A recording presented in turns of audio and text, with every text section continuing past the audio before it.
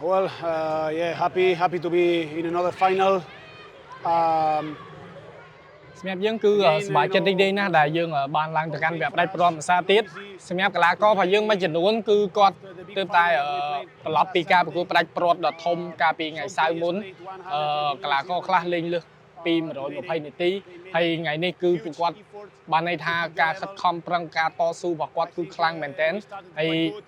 យើងបានឃើញនៅក្នុងតង់ទី1ជាពិសេស10នាទីដំបូងគឺយើងធ្វើបានល្អហើយបន្ទាប់ពីហ្នឹងមកគឺយើងបង្កើតកំហុសធ្វើឲ្យមានគ្រាប់បាល់ពេលដែល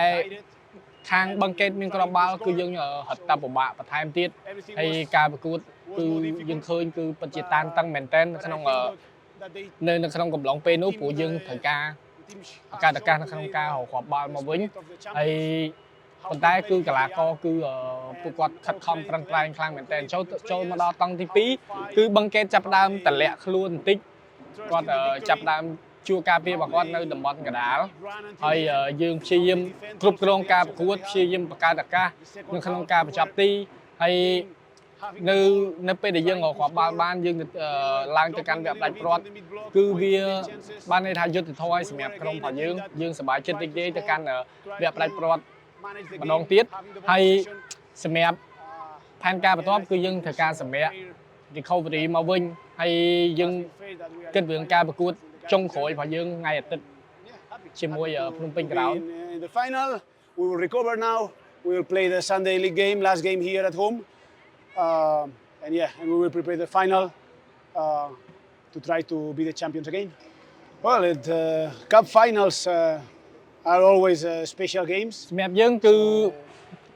យើងបានដឹងហើយការប្រកួតផ្ដាច់ព្រ័ត្រគឺជាការប្រកួតមួយដែលពិសេសមែនទែនហើយ